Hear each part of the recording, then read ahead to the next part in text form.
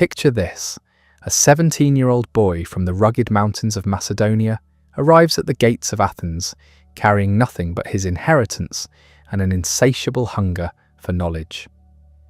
The year is 367 BC. The city buzzes with philosophical debate, political intrigue, and intellectual ferment.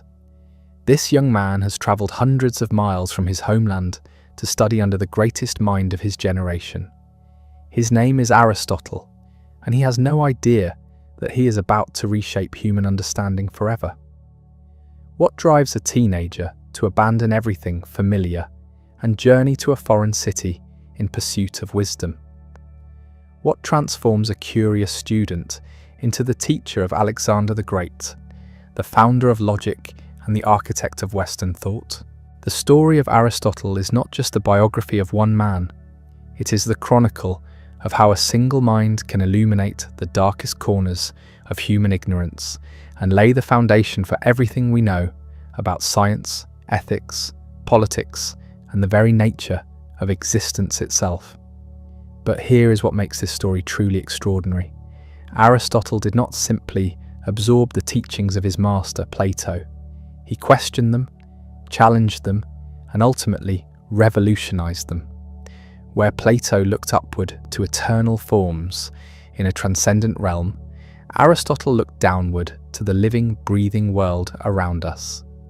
Where Plato sought perfect ideals beyond the physical universe, Aristotle found truth in the messy, complex, ever-changing reality we actually inhabit. By the time you finish this journey through Aristotle's life, you will understand not just who he was, but how his ideas continue to shape every aspect of our modern world. From the scientific method to democratic government, from the way we categorize knowledge to how we think about friendship and happiness, Aristotle's fingerprints are everywhere. And it all began with that teenage boy walking through the gates of Athens, ready to learn everything there was to know.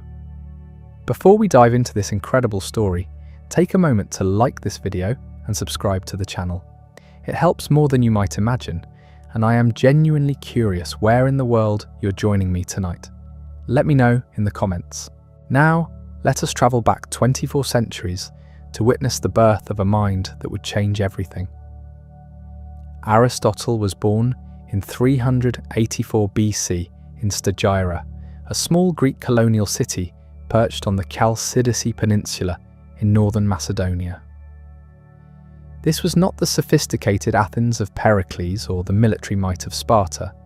This was frontier territory, a place where Greek culture met the broader Macedonian world.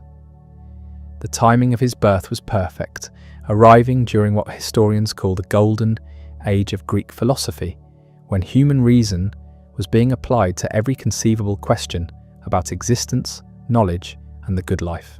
His father, Nicomachus, was no ordinary provincial doctor. He served as the personal physician to Amyntas III, the king of Macedonia and grandfather of the future Alexander the Great. This connection to the Macedonian royal court would prove crucial throughout Aristotle's life, opening doors and creating opportunities that shaped his destiny. But more importantly, growing up in a physician's household exposed young Aristotle to the systematic study of the natural world in ways that would profoundly influence his later philosophical method. Imagine watching your father dissect cadavers, catalogue symptoms, and prescribe treatments based on careful observation rather than superstition or tradition. While other children learned through stories and myths, Aristotle learned to look closely at the physical world, to notice patterns, to ask questions about cause and effect. His father taught him that understanding comes not from accepting what others tell you, but from examining evidence with your own eyes and reasoning through problems step by step. The influence of this medical background cannot be overstated. Where Plato would later teach that the physical world is merely shadows on a cave wall, Aristotle had been trained since childhood to see the physical world as the source of genuine knowledge. Where other philosophers dismissed the body as a prison for the soul, Aristotle had watched his father heal bodies and understood their intricate beauty and complexity. But tragedy struck early. Both of Aristotle's parents died when he was still a boy, leaving him an orphan in his early teens. This loss could have derailed his education entirely, but fortune intervened in the form of Proxenus, who became his guardian. Proxenus was not just a relative taking in an orphan child. He was an educated man who recognized the brilliant potential in young Aristotle and made a decision that would change the course of human history. Rather than keeping the boy in provincial Stagira to learn a trade or manage the family property, Proxenus sent him to Athens to receive the finest education available in the Greek world. The Athens that 17-year-old Aristotle entered in 367 BC was a city in transition. The glory days of the Athenian Empire were over. The devastating Peloponnesian War had ended decades earlier, with Athens defeated and humiliated. Democracy had been temporarily overthrown by the 30 tyrants, then restored, then shaken by continued political instability. The city that had once ruled the Aegean was now just another Greek city-state, struggling to find its place in a changing world. Yet Athens remained the intellectual capital of the Greek world. The agora buzzed with philosophical debate. The academy, founded by Plato 20 years earlier, had become the premier institution of higher learning. Sophists still taught rhetoric and public speaking to ambitious young men seeking political careers. The theatre continued to produce the great tragedies and comedies that explored the deepest questions of human existence. For a brilliant young man hungry for knowledge, there was simply no better place to be. The academy that Aristotle entered was unlike any educational institution that had ever existed. Located in a sacred grove about a mile northwest of Athens, it was part school, part research institute, and part religious community. Students came from across the Mediterranean world to study mathematics, astronomy, dialectic, and philosophy under Plato's guidance. The curriculum was rigorous and comprehensive, designed not to prepare students for specific careers, but to train their minds to think clearly about the most fundamental questions human beings could ask. According to tradition, an inscription over the entrance read, "Let no one ignorant of geometry enter here." This was not mere intellectual snobbery. Plato believed that mathematics was the gateway to philosophy because it trained the mind to think about eternal, unchanging truths, rather than the shifting, deceptive world of sensory experience. Only after mastering geometry and arithmetic could a student move on to the higher reaches of philosophical contemplation. Plato himself was now 60 years old, at the height of his intellectual powers, and already recognized as one of the greatest philosophers who had ever lived. He had spent decades developing his theory of forms, his vision of an ideal republic, and his understanding of the soul's immortal nature. Students flocked to hear him lecture and to participate in the dialectical conversations that were the heart of academy life. The young Aristotle was immediately recognized as exceptional. Plato reportedly called him the mind, in recognition of his intellectual sharpness and analytical ability. But Plato also supposedly nicknamed him the foal, a reference to a young horse that kicks, suggesting that this brilliant student would not simply absorb doctrine, but would challenge and question everything he was taught. This playful nickname would prove prophetic in ways Plato could never have imagined. The academy's daily routine shaped Aristotle's intellectual development in profound ways. Mornings were spent in lectures, where Plato would explore the deepest questions of metaphysics, ethics, and political philosophy. Afternoons were devoted to mathematical studies and dialectical practice. Evenings brought informal conversations in the gardens, where students and teachers debated the ideas they had encountered during the day. It was an environment of intense intellectual stimulation, where every assumption could be questioned and every argument had to be defended through rigorous reasoning. But Aristotle was not content to simply master the existing curriculum. From the beginning, his interests ranged far beyond what the academy typically taught. While other students focused on mathematics and metaphysics, Aristotle became fascinated by the natural world in ways that reflected his medical upbringing. He collected specimens, studied animal behavior, and began developing systematic approaches to understanding biological processes. This empirical bent set him apart from his fellow students. The Academy's orientation was fundamentally mathematical and abstract. Plato taught that genuine knowledge concerned eternal perfect forms that existed beyond the physical world. The realm of becoming, the world of plants and animals and changing things, was considered a realm of mere opinion, not true knowledge. But Aristotle could not shake his conviction that careful observation of particular things could yield genuine insights about universal principles. The tension between teacher and student began early, though it would take years to fully develop. Aristotle had enormous respect for Plato's genius and devoted himself to mastering Platonic philosophy. His earliest writings, now lost, were dialogues written in imitation of Plato's style. He accepted many core Platonic doctrines, including the immortality of the soul and the importance of virtue for human flourishing. But even as a young student, Aristotle was developing insights that would eventually lead him to reject some of his teacher's most fundamental ideas. What made the Academy so extraordinary was not just the quality of instruction, but the community of brilliant minds that gathered there. Aristotle found himself surrounded by some of the most talented young intellectuals of his generation. There was Speusippus, Plato's nephew, who would eventually succeed his uncle as head of the Academy. There was Xenocrates, who combined mathematical precision with mystical insight. There were students from Syracuse, from the cities of Asia Minor, from the islands of the Aegean, all drawn to Athens by the Academy's reputation. These were not passive students sitting in lectures and taking notes. The Academy encouraged debate, disagreement, and intellectual exploration. Students were expected to develop their own ideas, to push beyond what their teachers had taught them, to make original contributions to human knowledge. It was in this environment of rigorous intellectual freedom that Aristotle began to develop the distinctive approach to philosophy that would eventually make him one of the most influential thinkers in human history. Years passed. Aristotle mastered the Academy's curriculum and became one of Plato's most trusted associates. He was no longer just a student but a teacher himself, leading discussions and mentoring younger pupils. His reputation for brilliance spread throughout the intellectual community of Athens.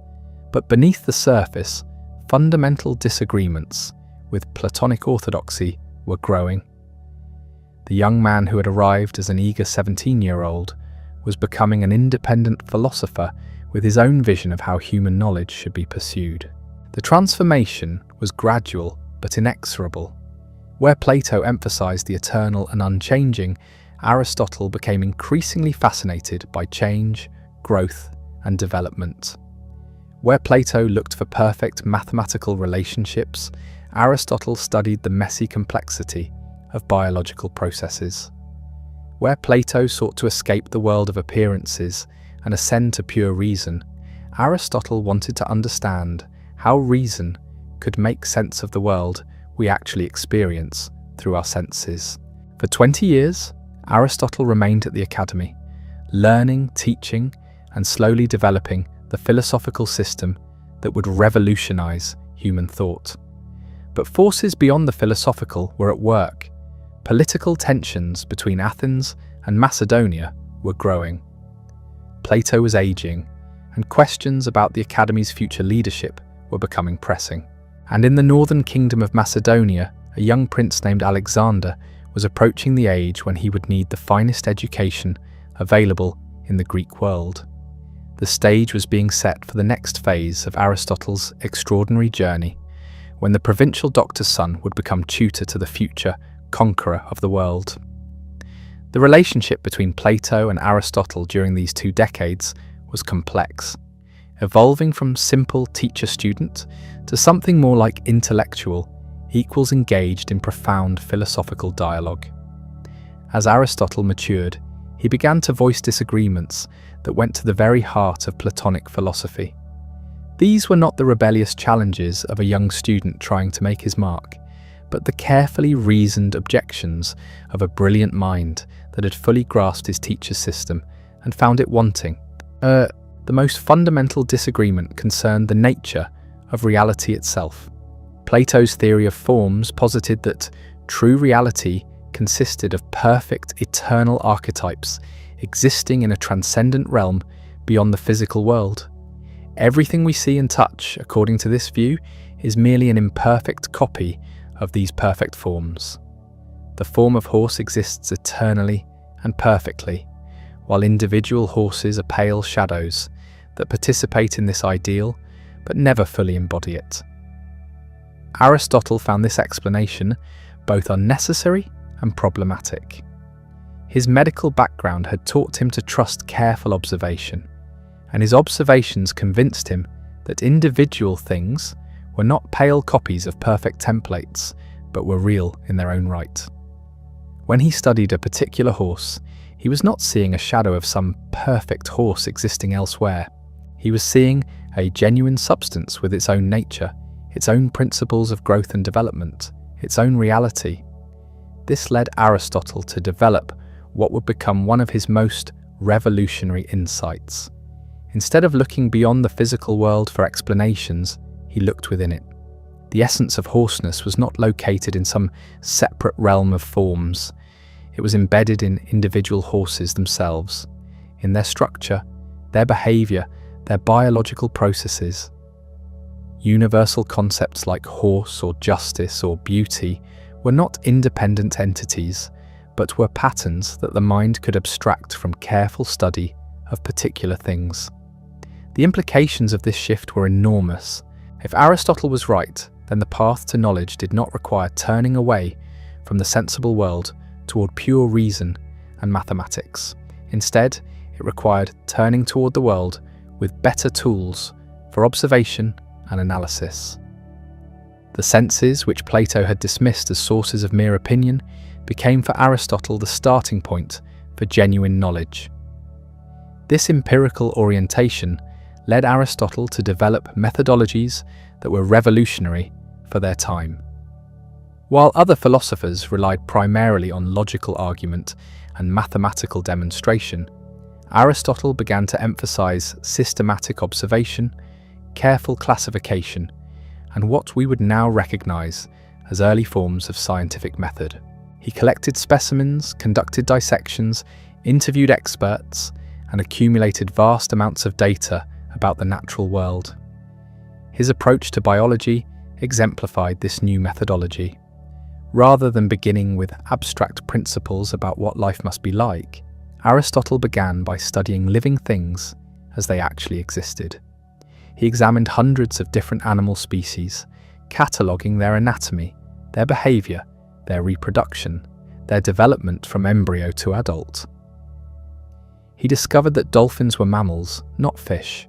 He documented the complex social structures of bees. He traced the development of chick embryos day by day, creating the first systematic embryology. This work was not just descriptive, but theoretical. Aristotle was developing a new understanding of what it meant to explain natural phenomena.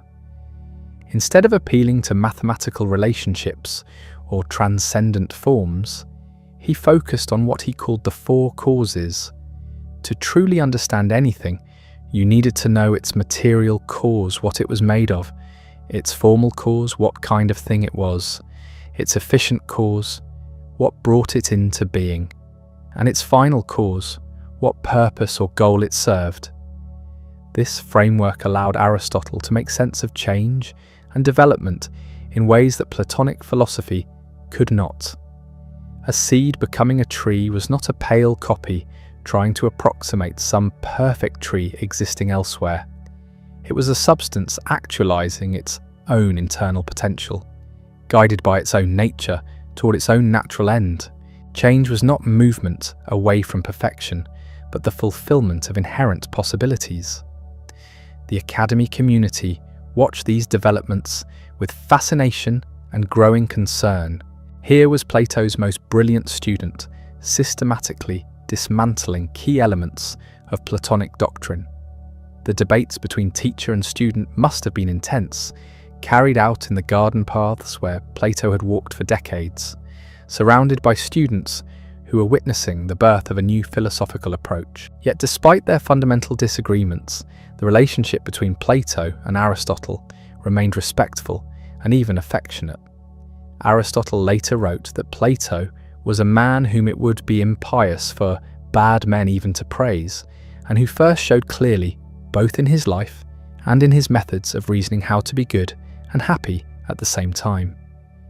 Even as he rejected the theory of forms, Aristotle never forgot his debt to the teacher, who had trained his mind and shaped his character.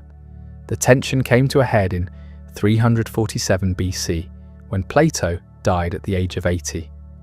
The question of succession at the Academy became pressing, and many assumed that Aristotle, as the most brilliant of Plato's students, would naturally become the new head of the school. But the choice fell instead to Speusippus, Plato's nephew. Whether this decision was based on family loyalty, political considerations, or genuine philosophical disagreements about the direction the Academy should take, we cannot know for certain. What we do know is that Aristotle chose not to remain at the Academy under Speusippus's leadership. Perhaps he felt that his philosophical views had diverged too far from Platonic orthodoxy. Perhaps he sensed that Athens was becoming increasingly hostile to Macedonians as tensions between the city-states grew. Or perhaps he simply felt ready to establish his own philosophical school based on his own distinctive approach to knowledge. Whatever the reasons, Aristotle left Athens in 347 BC, beginning a period of travel and exploration that would further develop his empirical methodology and bring him into contact with new intellectual influences. His first destination was Assos, a Greek city on the coast of Asia Minor, where he had been invited by Hermias, the ruler of the territory and a former fellow student at the Academy. Hermias was an unusual figure, a eunuch who had risen from slavery to become the tyrant of Assos and the surrounding region. But he was also a philosopher, deeply influenced by Platonic ideals about the possibility of rule by wisdom rather than mere force. He had gathered around him a circle of philosophers and was attempting to put philosophical principles into practice in his governance. For Aristotle, this was an opportunity to observe firsthand how philosophical theory might be applied to political reality. The 3 years Aristotle spent in Assos were formative in ways that went beyond philosophy. He married Pythias, either the daughter or niece of Hermias, a union that brought him both personal happiness and political connections. He also continued his biological research, taking advantage of the rich marine life along the Asia Minor coast to extend his studies of animal behavior and development. But the political situation in the region was precarious. The Persian Empire, under its energetic king Artaxerxes III, was reasserting control over the Greek cities of Asia Minor. Hermias found himself caught between his loyalty to Greek independence and the overwhelming military power of Persia. When he was eventually captured by Persian forces and executed for his resistance, Aristotle found himself in a dangerous position as a known associate of a man the Persians considered a traitor. Once again, Aristotle was forced to leave a place that had become home. He fled to the island of Lesbos, where he was welcomed by Theophrastus, another former student of the Academy who would become his closest collaborator and eventual successor. Lesbos provided a perfect environment for Aristotle to continue his biological research. The island's diverse ecosystems, from coastal waters rich with marine life to inland forests and mountains, offered an extraordinary natural laboratory. It was on Lesbos that Aristotle conducted some of his most detailed biological investigations. He studied the reproductive cycles of various fish species, documented the complex life histories of different marine invertebrates, and made detailed observations of bird migration patterns. His work was so thorough and accurate that modern biologists still refer to his descriptions when studying certain species. But Aristotle's interests extended far beyond biology. During his years away from Athens, he was also developing his ideas about ethics, politics, logic, and metaphysics. The systematic approach he applied to the study of animals, he began to apply to every domain of human experience. Just as he had classified different species according to their essential characteristics, he began to classify different types of human knowledge, different forms of government, different kinds of friendship, different varieties of logical argument. This encyclopedic ambition was unprecedented in the history of philosophy. Previous thinkers had typically focused on particular areas of inquiry. The pre-Socratics had concentrated on cosmology and natural philosophy. Socrates had turned philosophy toward ethical questions. Plato had developed a comprehensive system, but one that was fundamentally unified around the theory of forms. Aristotle was attempting something different, a systematic investigation of every aspect of reality using empirical methods and logical analysis. The scope of his interests was breathtaking. He studied meteorology and astronomy, developing theories about the formation of comets and the causes of earthquakes. He analysed different forms of poetry and drama, creating the first systematic literary criticism. He investigated the nature of memory and dreams, the causes of sleep, the mechanisms of perception. He examined different types of friendship and love, different forms of courage and justice, different varieties of political constitution. Each investigation was conducted with the same methodical approach. Begin with careful observation of the phenomena. Collect and analyze the opinions of previous thinkers. Identify the key problems and contradictions that need to be resolved. Develop definitions and classifications that capture the essential features of what is being studied. Construct logical arguments that move from secure premises to reliable conclusions. Test the results against further observation and experience. This methodology would eventually revolutionize human knowledge, but it was still developing during Aristotle's years of travel and research. The full flowering of his system would come later, when he returned to Athens and established his own school. But the foundations were being laid during these years of exile and exploration, as he learned to apply systematic rational inquiry to every domain of human experience.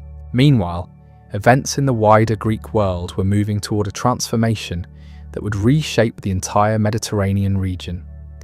In Macedonia, King Philip II was building the most effective military machine the world had ever seen. His innovations in tactics, siege warfare, and military organization were allowing him to dominate Greek politics in ways that no previous Macedonian ruler had managed. City-states that had maintained their independence for centuries were being forced to acknowledge Macedonian hegemony. And Philip's son Alexander was approaching adulthood. Born in 356 BC, the young prince was already showing signs of the extraordinary intelligence and ambition that would make him one of history's most remarkable figures. But his education had been entrusted to various tutors whose abilities Philip found inadequate for a future king who might rule over vast territories and diverse peoples. Philip needed someone who could provide Alexander with the finest education available in the Greek world. Someone who understood not just philosophy and mathematics, but also biology, politics, ethics, and the practical arts of governance. Someone who combined theoretical knowledge with practical experience, scholarly depth with worldly sophistication. In 343 BC, he made a decision that would bring together two of history's most extraordinary minds. He summoned Aristotle to become tutor to the future Alexander the Great. The invitation from Philip II arrived at a moment when Aristotle's life had reached a crossroads. He was 41 years old, no longer the eager student who had first walked through the academy's gates, but not yet the established master he would become. His years of research and travel had given him unprecedented knowledge of the natural world and a revolutionary approach to philosophical inquiry. Yet he remained intellectually homeless, cut off from the academy where he had spent his formative decades, uncertain about where his investigations would lead him next. Philip's offer was extraordinary in its scope and implications. The Macedonian king was not simply seeking a conventional tutor to teach his son rhetoric and mathematics. He wanted someone who could prepare Alexander for a destiny that Philip himself was only beginning to envision. Macedonia was poised to dominate the Greek world, and beyond Greece lay the vast Persian Empire, ripe for conquest. The education of the future king needed to match the magnitude of the opportunities that lay ahead. For Aristotle, the invitation represented both an incredible opportunity and a significant risk. Accepting would mean returning to Macedonia, the land of his birth, but also a kingdom viewed with suspicion and hostility by many Greeks.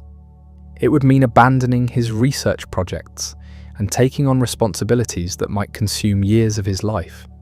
But it would also mean access to resources and influence that no philosopher had ever enjoyed.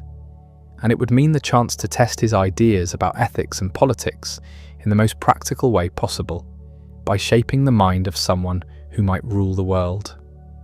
The decision to accept reveals something fundamental about Aristotle's character and intellectual ambitions.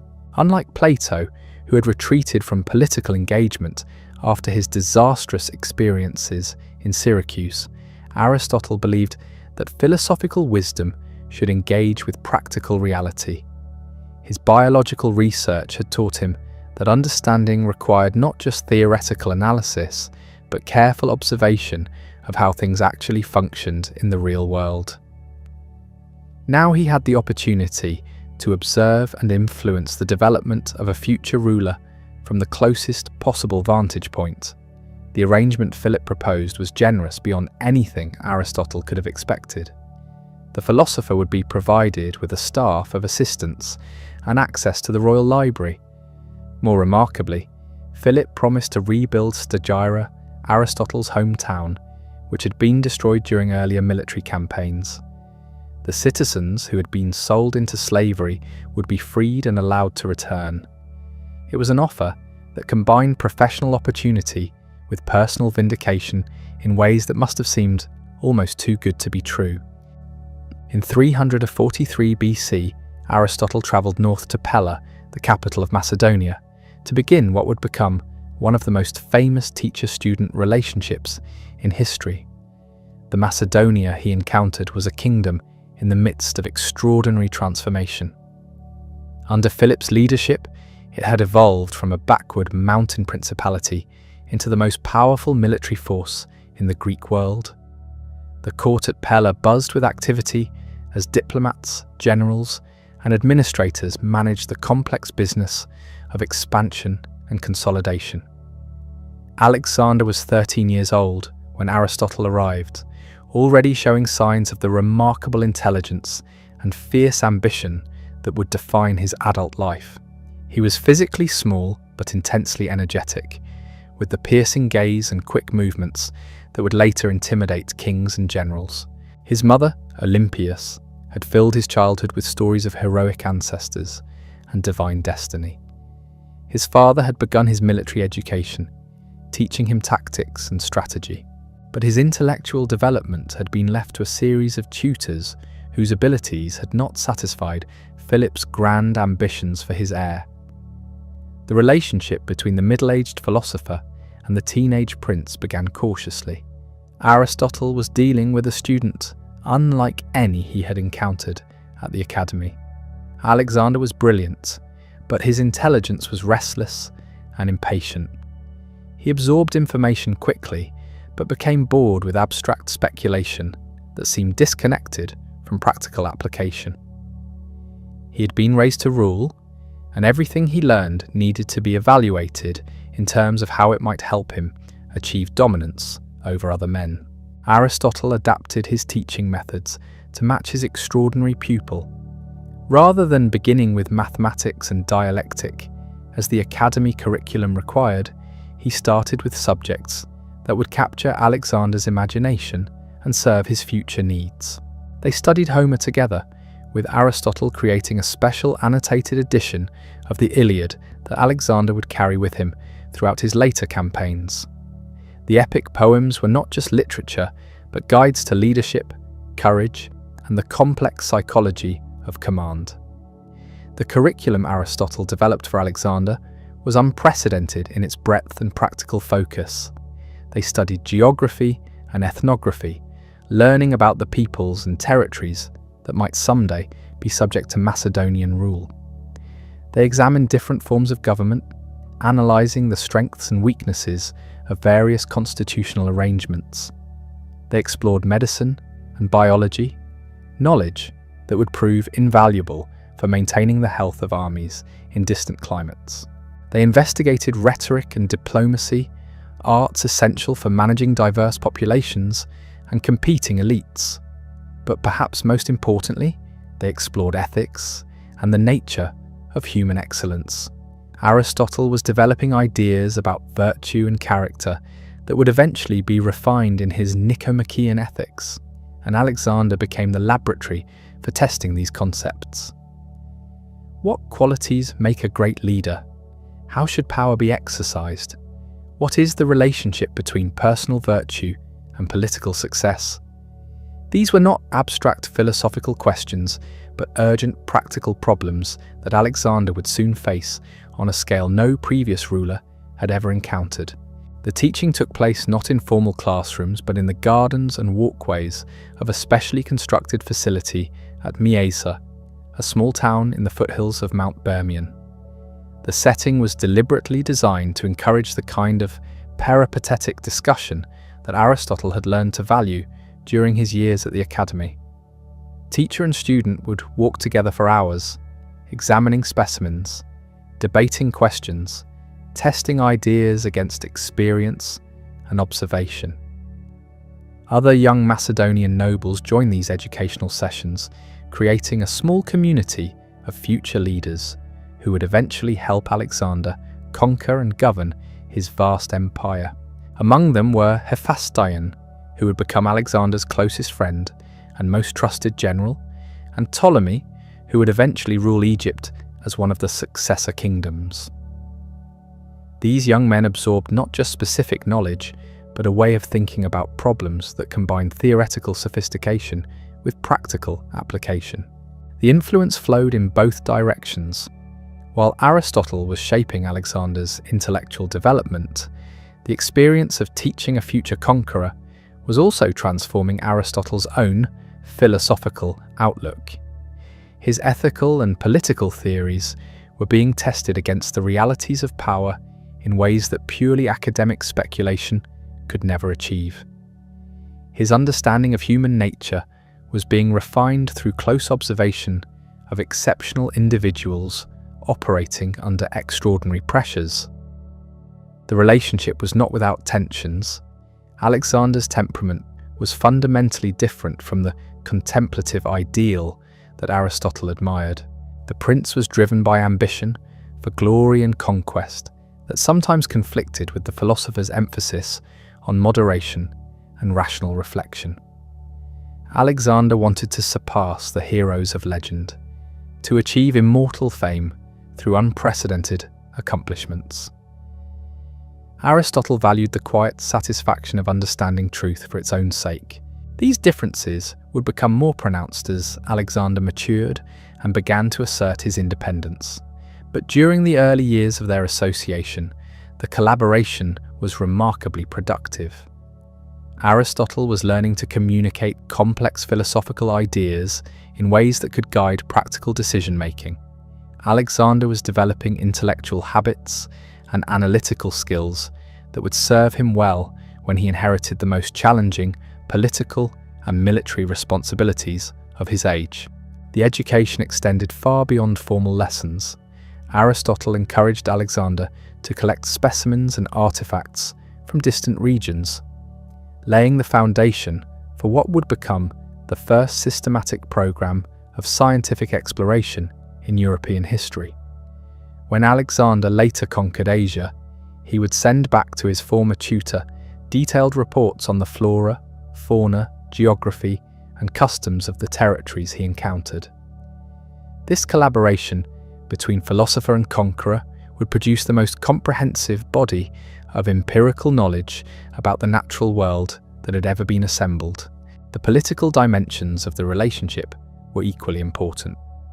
Through his connection to Alexander, Aristotle gained insights into the practical challenges of governance that would inform his later writings on politics and constitutional theory. He observed how different personality types responded to authority, how competing interests could be balanced, how loyalty could be maintained across cultural and linguistic barriers. These observations would eventually be systematized in his Politics, one of the most influential works ever written on the art of government.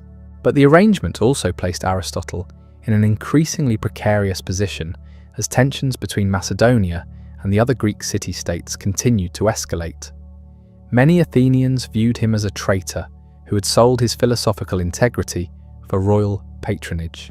His association with the Macedonian court made him suspect in the eyes of those who saw Philip's expansion as a threat to Greek independence and democratic institutions.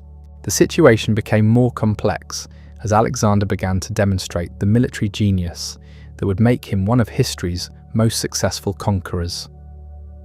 In 340 BC, when he was only 16 years old, Alexander was left in charge of Macedonia while Philip campaigned elsewhere. When a Thracian tribe rebelled, Alexander led the campaign that suppressed the revolt and founded his first city, naming it Alexandropolis. The student was beginning to surpass expectations in ways that must have both thrilled and concerned his philosophical mentor. The formal tutorial relationship lasted only 3 years, but its impact on both participants would endure for the rest of their lives. By 340 BC, Alexander had absorbed what Aristotle could teach him and was ready to begin the military and political career that would transform the ancient world. Aristotle, meanwhile, had gained experiences and insights that would inform the systematic philosophical works he would soon begin composing. The parting was amicable, marked by mutual respect and genuine affection. Alexander had developed a lifelong appreciation for learning and intellectual inquiry that would manifest itself in his support for scholars and scientists throughout his later conquests. Aristotle had gained a deeper understanding of how philosophical principles could be applied to the complex realities of political leadership. But their paths were diverging in ways that reflected fundamental differences in temperament and aspiration. Alexander was drawn toward the pursuit of glory through military conquest and empire building. Aristotle was increasingly committed to the systematic investigation of truth through careful observation and logical analysis. The former student would spend the next 13 years conquering most of the known world. The former teacher would spend his remaining years creating the intellectual framework that would guide human inquiry for the next 2 millennia. The relationship would face severe strains in the years ahead, as Alexander's methods of rule began to conflict with the ethical principles Aristotle had tried to instill. But the foundation of mutual respect and intellectual collaboration established during those 3 years at Mysa would influence both men for the rest of their lives. Alexander would carry Aristotle's annotated Iliad with him to the ends of the earth. Aristotle would draw on his observations of Alexander's character and career in developing his theories about the nature of political leadership and moral excellence. In 336 BC, Philip II was assassinated at his daughter's wedding, and 20-year-old Alexander inherited the throne of Macedonia and the leadership of the Greek coalition Philip had assembled. The young king moved quickly to consolidate his power, suppress rebellions, and prepare for the invasion of the Persian Empire that his father had planned. The greatest military adventure in ancient history was about to begin. For Aristotle, Philip's death marked the end of one chapter and the beginning of another. His royal patron was gone, and his former student was now embarked on a career that would take him far from the intellectual concerns they had shared. The philosopher was 58 years old, at the height of his intellectual powers, ready to undertake the systematic presentation of the revolutionary ideas he had been developing for decades. It was time to return to Athens and establish the school that would become his lasting monument to human reason and inquiry. In 335 BC, Aristotle made the decision that would define the final phase of his extraordinary career. At 59 years old, with decades of research behind him and revolutionary ideas demanding systematic presentation, he returned to Athens to establish his own school. The city he encountered was vastly different from the one he had left as a young man nearly 30 years earlier. Athens was no longer the confident imperial power of his youth, but it remained the intellectual heart of the Greek world, the place where serious philosophical work commanded respect and attracted the brightest minds. The location Aristotle chose for his school was perfect for his purposes. Just outside the city walls, adjacent to a gymnasium dedicated to Apollo Lysias, lay a grove of trees and covered walkways, ideal for the kind of peripatetic teaching he had practiced with Alexander. The Lyceum, as it came to be known, would become more than just a school. It would evolve into the world's first comprehensive research institution, a place where systematic investigation of every domain of human knowledge would be pursued with unprecedented rigor and scope. The contrast with Plato's academy was deliberate and profound. Where the academy had focused primarily on mathematics and abstract philosophical speculation, the Lyceum would embrace empirical investigation of the natural world. Where Plato had looked beyond the physical realm for ultimate truth, Aristotle would find reality in the careful study of particular things as they actually existed. Where the academy had attracted students seeking to escape the world of appearances, the Lyceum would draw those eager to understand that world more deeply. The physical layout of the school reflected these philosophical differences. The academy had been designed around gardens and quiet spaces conducive to contemplation and mathematical study. The Lyceum included laboratories for dissection and specimen collection, libraries for the systematic organization of knowledge, and museums displaying the artifacts and natural specimens that poured in from across the Mediterranean world. This was not just a place for thinking about reality, but for investigating it through direct observation and analysis. Aristotle's teaching method was as revolutionary as his curriculum. Rather than the formal lectures that characterized most educational institutions, he preferred to conduct his most important discussions while walking with his students along the covered pathways of the school. This peripatetic approach, from the Greek word for walking around, encouraged the kind of dynamic exchange of ideas that had characterized his own education and his work with Alexander. Knowledge was not something to be passively received, but actively pursued through questioning, debate, and collaborative investigation. The students who flocked to the Lyceum came from across the Greek world and beyond, drawn by Aristotle's growing reputation as the most learned man of his age.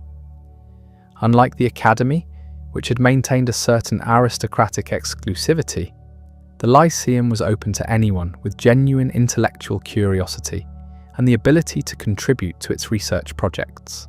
Some students came for brief periods to study specific subjects. Others, like Theophrastus, would spend decades there and eventually inherit the leadership of the institution. The scope of investigation at the Lyceum was breathtaking in its ambition. Aristotle had conceived nothing less than a systematic classification and analysis of all human knowledge. He divided this vast enterprise into three main categories: each requiring its own methods and approaches. Theoretical sciences, including mathematics, physics, and what he called first philosophy or metaphysics, aimed at understanding reality for its own sake.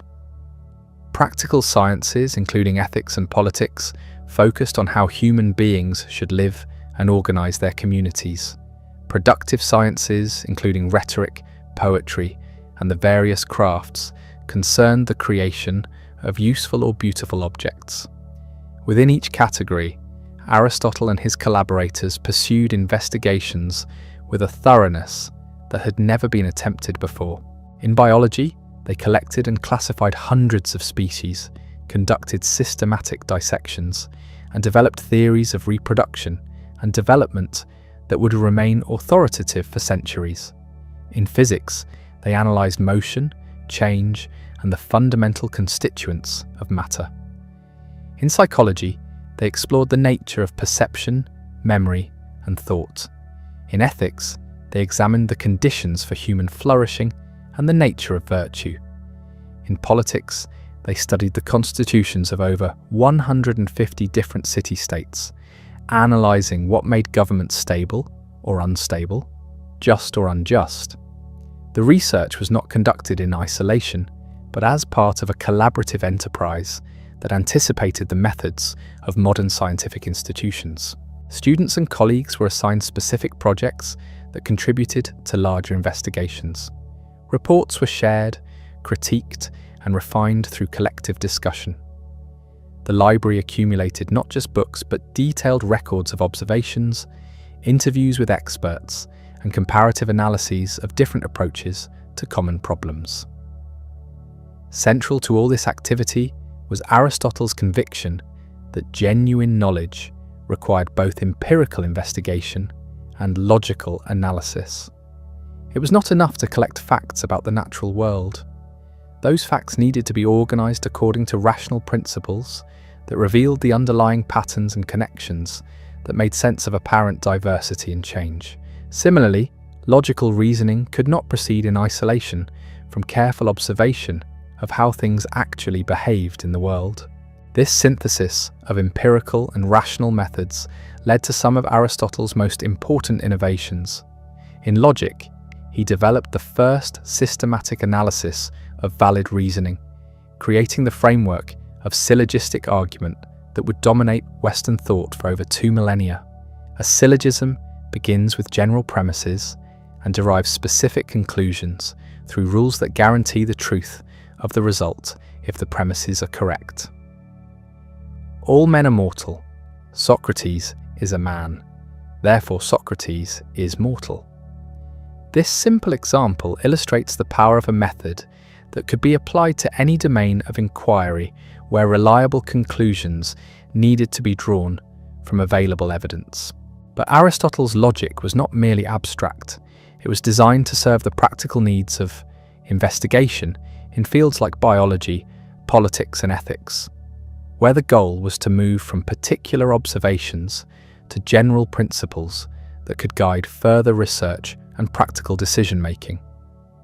When he studied different species of animals, he was not just collecting interesting facts, but developing classifications that revealed the essential characteristics that define different types of living things. When he analysed different forms of government, he was not just describing political arrangements, but identifying the principles that made some constitutions more successful than others. The biological research conducted at the Lyceum exemplifies the revolutionary character of Aristotle's approach to knowledge. Previous thinkers had typically relied on general principles or traditional beliefs when discussing living things. Aristotle insisted that understanding required direct investigation of particular organisms in their natural environments. He and his students dissected hundreds of different species, documenting their internal structures, reproductive processes, and behavioural patterns with unprecedented precision. The results were extraordinary. Aristotle correctly identified the mammalian nature of dolphins and whales at a time when most people classified them as fish. He provided detailed descriptions of the reproductive cycle of sharks, including the discovery that some species give birth to live young rather than laying eggs. He documented the complex social organization of bee colonies, recognizing the central role of what he called the king bee, actually the queen, in maintaining the unity of the hive. More importantly, these particular observations led to general theories about the nature of life that would influence biological thinking for centuries. Aristotle developed the first systematic classification of living things, organizing them into a hierarchy that moved from the simplest forms to the most complex. He formulated principles of embryonic development, tracing how complex organisms emerged from simple beginnings through processes of growth and differentiation. He analyzed the relationships between form and function, showing how the structures of different organisms were adapted to their particular ways of life. The political research conducted at the Lyceum was equally systematic and influential. Aristotle and his students collected and analyzed the constitutions of over 150 different Greek city-states, documenting their governmental structures, legal systems, and historical development. This was not merely academic exercise, but practical investigation designed to understand what made political communities successful or unsuccessful, stable or prone to revolution. The results of this research were synthesized in Aristotle's Politics, a work that remains one of the most influential analyses of government ever written. Unlike Plato's Republic, which had outlined an ideal city that existed only in theory, Aristotle's Politics examined actual political systems and drew practical conclusions about how they could be improved. He identified three basic types of government: monarchy, aristocracy, and democracy, and analysed the conditions under which each could function effectively or degenerate into tyranny, oligarchy, or mob rule. Aristotle's political analysis was grounded in his understanding of human nature as fundamentally social. Human beings, he argued, are political animals who can achieve their full potential only within the context of a well-ordered community. The purpose of government is not merely to maintain order or protect property, but to create conditions in which citizens can develop their capacities for virtue and flourishing. The best constitution is therefore not necessarily the most theoretically perfect, but the one best suited to the particular circumstances and character of a given population. This practical orientation distinguished Aristotle's approach to politics from that of his predecessors and contemporaries. Where Plato had imagined philosopher kings ruling according to perfect knowledge of eternal forms, Aristotle focused on how actual human beings, with mixed motives and limited understanding, could create institutions that promoted the common good. Where some thinkers advocated pure democracy as the expression of popular will, Aristotle warned of the dangers of mob rule and advocated mixed constitutions that balanced different interests and prevented any single group from dominating others. The ethical investigations conducted at the Lyceum were perhaps even more influential than the political research. Aristotle's approach to ethics was characteristically practical, focused not on abstract definitions of good and evil, but on the concrete question of how human beings could live fulfilling lives.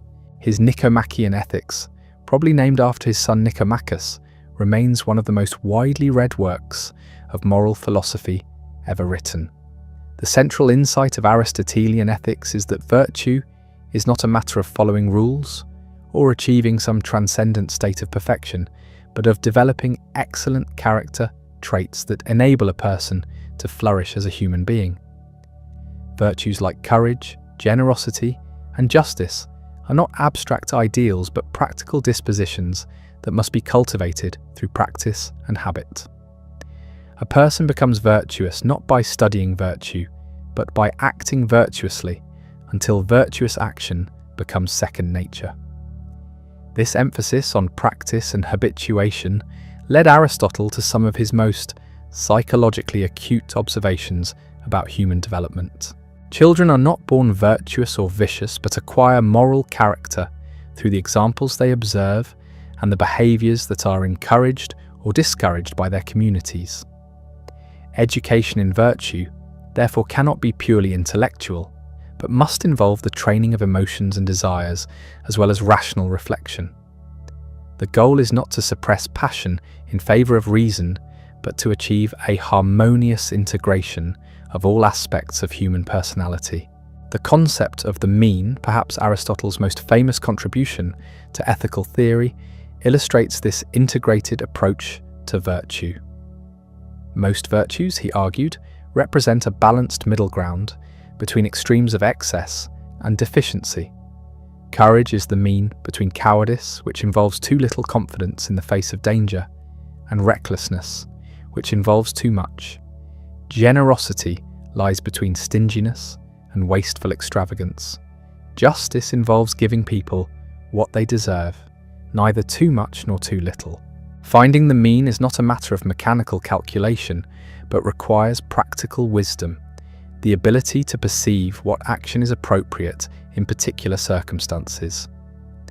This practical wisdom can only be developed through experience and reflection, which is why Aristotle believed that young people, however intellectually gifted, cannot be fully virtuous until they have had sufficient experience of life to develop mature judgment about complex moral situations.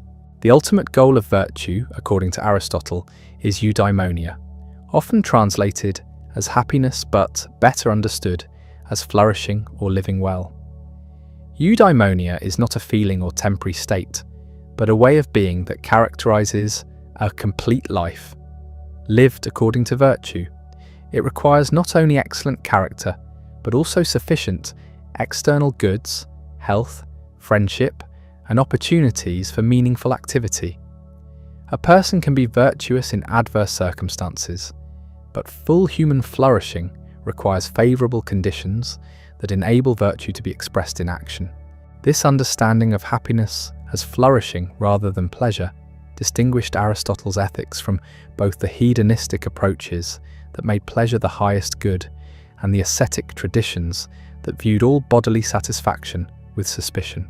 Human beings are complex creatures with intellectual, social, and physical dimensions, all of which must be properly developed and integrated for genuine flourishing to occur.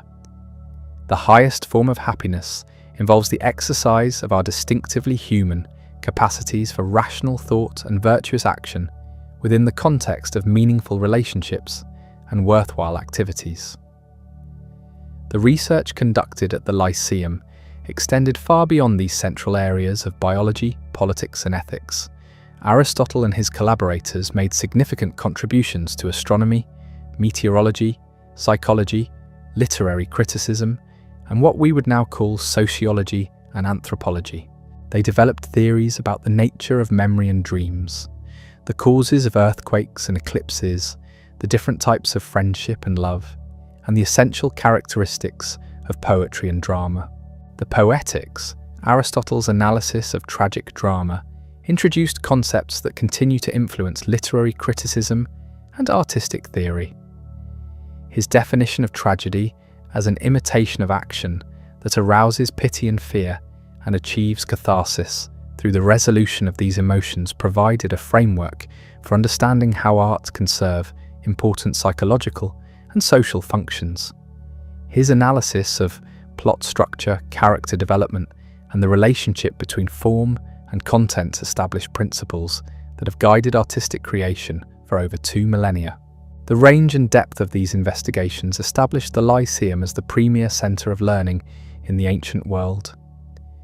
Students came not just from Greece, but from Egypt, Asia Minor, and the distant reaches of Alexander's expanding empire. The school became a magnet for anyone serious about understanding the natural world, human behaviour, or the principles of rational inquiry. Its influence spread through the networks of students who carried Aristotelian methods and ideas back to their home cities and established similar institutions modelled on the Lyceum's example. But the school's success also made it vulnerable to the political tensions that were reshaping the Greek world. Aristotle's association with Alexander, now conquering vast territories in Asia and Africa, made him suspect in the eyes of many Athenians who viewed Macedonian expansion as a threat to Greek independence. The philosopher, who had once been welcomed as a brilliant student returning from foreign travels, was increasingly seen as the agent of a foreign power that threatened traditional Greek values and institutions. These suspicions were exacerbated by developments in Alexander's career that strained his relationship with his former teacher. As the young king adapted to ruling diverse populations across his vast empire, he began adopting Persian customs and requiring his subjects to treat him with the kind of divine honours that Greeks traditionally reserved for gods. This evolution toward Oriental despotism conflicted sharply with the principles of moderation and rational governance that Aristotle had tried to instill during their years together at Mysa. The tension came to a head over the case of Callisthenes, Aristotle's nephew, who had accompanied Alexander as the expedition's official historian. When Alexander began requiring his courtiers to perform proskinesis, the Persian practice of prostrating oneself before the king, Callisthenes refused, arguing that such honours were inappropriate for mortal rulers. His principled stand, which clearly reflected the influence of Aristotelian ethics, cost him his life. Alexander had him arrested on charges of treason and executed, sending a clear message about the limits of philosophical influence in his new world order. For Aristotle, the execution of his nephew was both a personal tragedy and a philosophical crisis. The student he had educated to be a virtuous ruler was now behaving like the tyrants Aristotle had criticized in his political writings. The promise of philosophy to improve political life through the education of leaders seemed to have failed in the most spectacular way possible. The gap between theoretical ideals and practical realities had proven wider than even the most pessimistic analysis had suggested. The political situation in Athens was becoming increasingly precarious for anyone associated with Macedonian interests.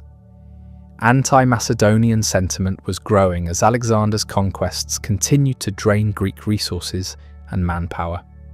The death of prominent Athenians in Alexander's service fueled resentment against those seen as collaborating with foreign oppression. Aristotle's position as head of a major educational institution made him a visible target for those seeking to express their opposition to Macedonian influence. Yet despite these mounting pressures, Aristotle continued his research and teaching with characteristic dedication. The final years of his tenure at the Lyceum were among his most productive, as he worked to complete the systematic presentation of ideas he had been developing for decades. The treatises that emerged from this period would become the foundation texts of Western philosophy and science, works whose influence would extend far beyond anything their author could have imagined. The Metaphysics, perhaps his most challenging and influential work, tackled the fundamental question of what it means for something to exist.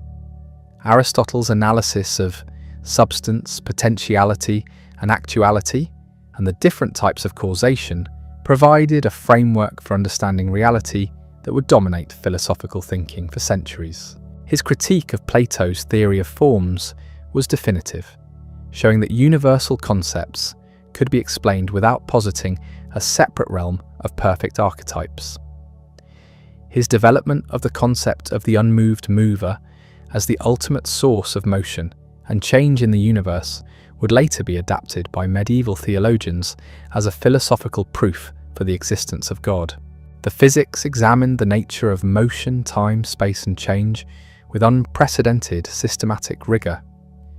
Aristotle's analysis of the conditions necessary for motion, his critique of the concept of void space, and his understanding of time as the measure of change provided the conceptual foundations for scientific thinking about the natural world. Although many of his specific conclusions would later be overturned by modern science, his approach to these problems and the questions he raised continued to guide scientific inquiry long after his answers had been superseded.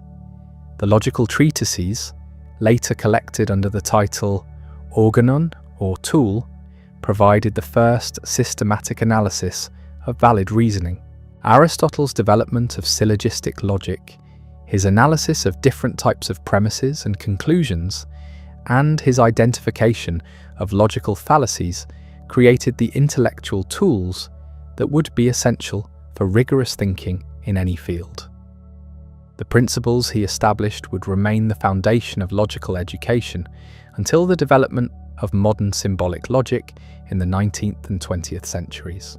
As these works neared completion, Aristotle must have been aware that he was creating something unprecedented in the history of human thought. Never before had anyone attempted such a comprehensive and systematic analysis of all the major domains of knowledge. Never had empirical investigation been combined with logical rigor on such a scale. Never had philosophical reflection been so thoroughly grounded in detailed observation of particular phenomena while maintaining focus on the universal principles that made such phenomena intelligible. The achievement was remarkable, not just for its scope but for its integration. Despite covering everything from biology to metaphysics, from ethics to literary criticism, Aristotle's work maintained a consistent methodological approach and a coherent vision of what it meant to understand something rationally. The same principles of careful observation, logical analysis, and systematic classification that guided his study of animal species also informed his investigation of political constitutions, moral virtues, and the nature of being itself. This integration reflected Aristotle's conviction that reality itself was fundamentally rational and therefore accessible to human understanding.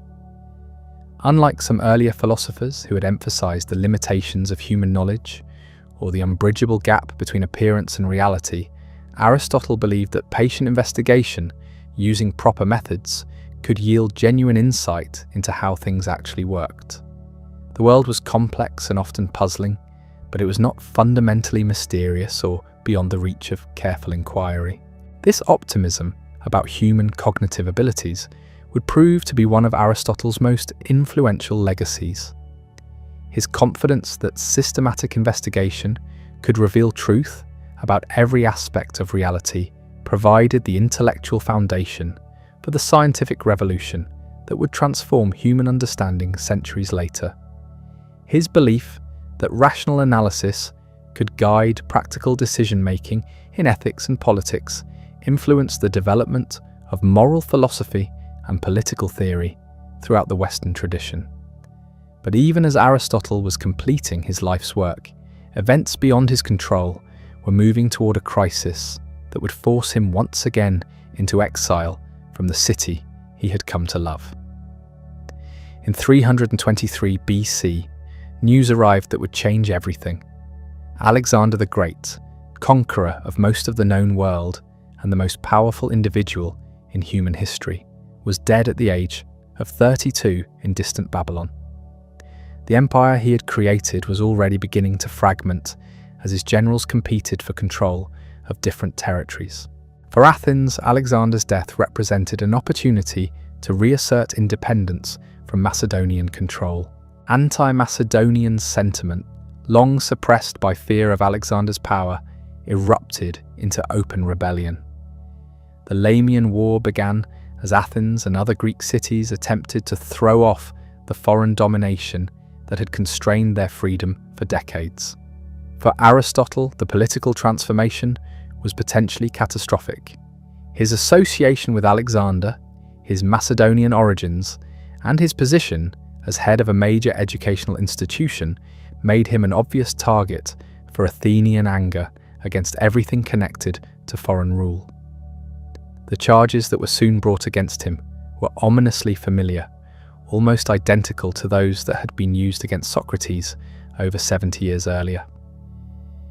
Impiety toward the gods of Athens and corrupting the youth of the city. The parallel was deliberate and threatening. Everyone remembered what had happened to Socrates when he had been convicted on similar charges.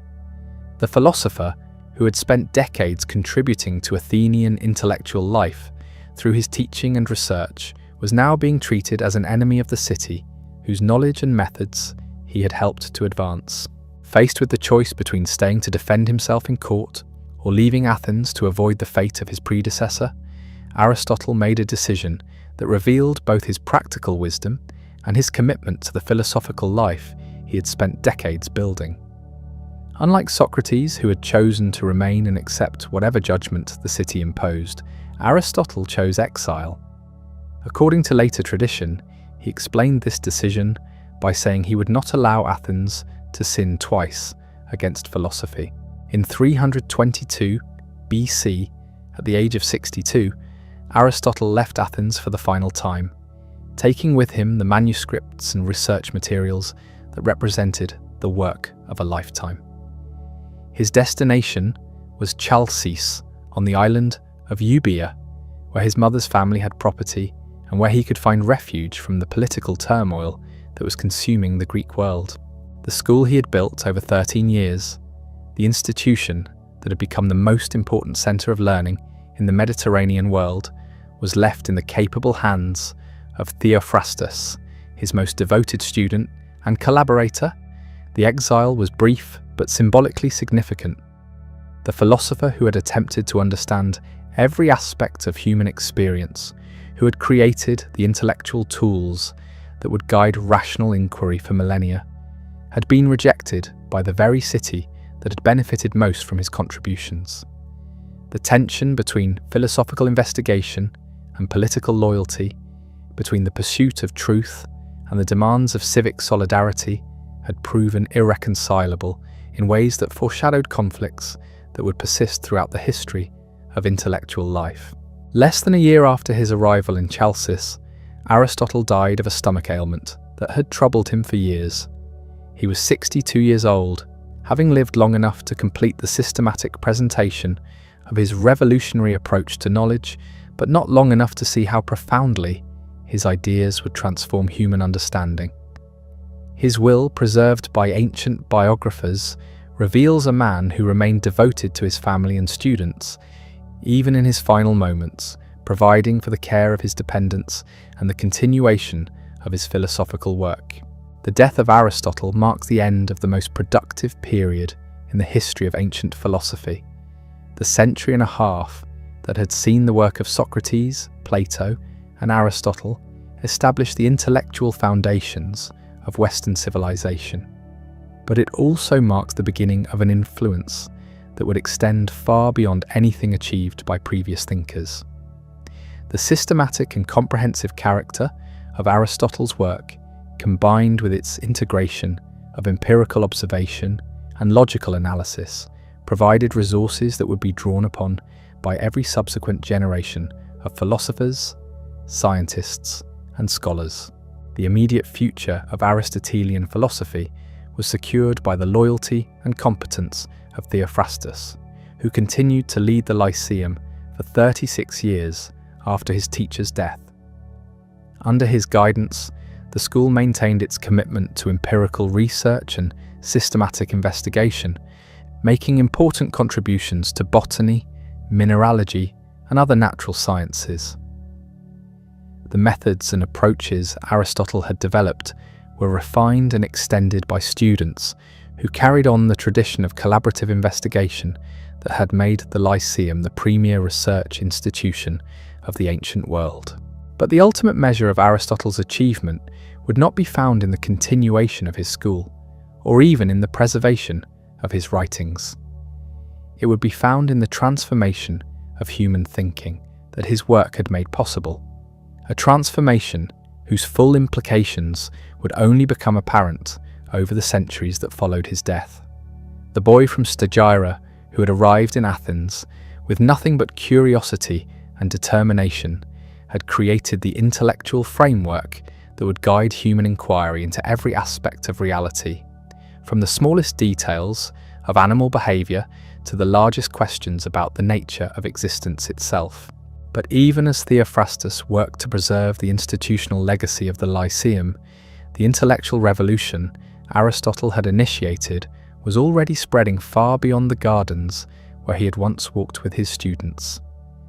The systematic approach to knowledge he had developed, the logical tools he had created, and the comprehensive vision of reality he had articulated were being carried across the Mediterranean world by students who had absorbed not just his specific conclusions, but his methods of investigation. The conquests of Alexander, ironically, had created the perfect conditions for the dissemination of Aristotelian thought. The vast cosmopolitan empire that stretched from Egypt to India provided networks of communication and exchange that allowed ideas to travel with unprecedented speed and reach. Greek became the common language of educated discourse across this enormous territory, and the intellectual frameworks developed at the Lyceum became the standard tools for anyone seeking to understand the natural world or organize human knowledge systematically. In Alexandria, the great library and research center established by the Ptolemies became a repository for Aristotelian texts and a training ground for scholars who applied his methods to new domains of investigation. The physicians who worked there used his logical principles to organize medical knowledge and develop more effective treatments. The astronomers employed his techniques of systematic observation to map the movements of celestial bodies with greater precision than had ever been achieved. The mathematicians built upon his understanding of definition and demonstration to create more rigorous proofs and explore new areas of mathematical inquiry. The influence extended beyond the sciences to every area of human inquiry. Historians adopted Aristotelian methods of evidence evaluation and causal analysis to create more accurate and systematic accounts of past events. Rhetoricians used his logical principles to construct more persuasive arguments and identify the fallacies that weakened their opponents' cases. Even artists and craftsmen found that his analysis of form and function provided valuable insights into the principles that made their work effective and beautiful. This practical application of Aristotelian ideas was facilitated by the extraordinary pedagogical clarity of his mature works. Unlike many philosophical texts that remained accessible only to specialists, Aristotle's treatises were designed to serve as teaching tools that could transmit complex ideas to students with varying levels of preparation. His systematic approach to definition, his careful progression from basic principles to advanced applications, and his use of concrete examples to illustrate abstract concepts made his work uniquely suitable for educational purposes. The logical treatises proved particularly influential in this regard. The principles of syllogistic reasoning that Aristotle had developed could be learned by anyone willing to work through his systematic presentation, and once mastered, these tools could be applied to virtually any domain where reliable conclusions needed to be drawn from available evidence. Students who might never engage seriously with his metaphysical or ethical theories could still benefit enormously from learning to think more clearly about the relationships between premises and conclusions in their own fields of interest. This widespread adoption of Aristotelian methods created what might be called the first truly scientific culture in human history. For the first time, large numbers of people across diverse fields were employing similar approaches to investigation and analysis. They shared common standards for what counted as evidence, similar expectations about the relationship between observation and theory, and comparable techniques for organizing and communicating their findings. The intellectual fragmentation that had characterized earlier periods, when different schools of thought operated according to incompatible assumptions and methods, began to give way to a more unified approach to the pursuit of knowledge. The transformation was not merely technical, but cultural and psychological. The confidence that systematic investigation could yield reliable knowledge about any aspect of reality encouraged intellectual ambition on an unprecedented scale. Scholars began to envision comprehensive mappings of entire domains of knowledge, systematic classifications that would organize everything known about particular subjects, and theoretical frameworks that could unify apparently disparate phenomena under common principles. This optimism about human cognitive abilities was reinforced by the practical successes that Aristotelian methods were producing. Engineers used his principles of mechanical analysis to design more effective machines and construct more durable buildings. Agricultural specialists employed his biological insights to develop better techniques for crop cultivation and animal husbandry. Military commanders applied his strategic thinking to achieve more decisive victories with fewer casualties. The abstract philosophical investigations conducted at the Lyceum were proving their value in the most practical possible ways, but perhaps the most profound impact of Aristotelian thought was on the development of human personality and character. His ethical writings provided a framework for thinking about virtue and flourishing that was both psychologically sophisticated and practically applicable. Unlike moral systems that demanded adherence to abstract rules or the suppression of natural desires, Aristotelian ethics offered a path toward human excellence that integrated reason and emotion, individual fulfillment and social responsibility, theoretical understanding and practical wisdom. The concept of virtue as habit proved particularly influential in shaping educational practices and personal development. Parents and teachers began to understand that moral character was not fixed at birth, but could be cultivated through careful attention to the examples children observed and the behaviours that were encouraged or discouraged in their daily lives. This insight led to more thoughtful approaches to child rearing and more systematic programs of moral education that aimed at developing practical wisdom rather than mere rule following. The analysis of friendship in the Nicomachean Ethics provided equally valuable guidance for understanding and improving human relationships.